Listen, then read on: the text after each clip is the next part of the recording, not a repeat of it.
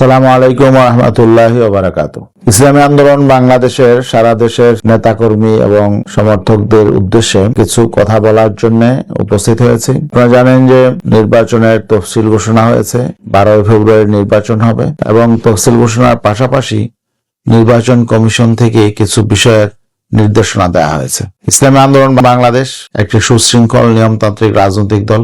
আমরা সব সময় আইন মেনে চলি।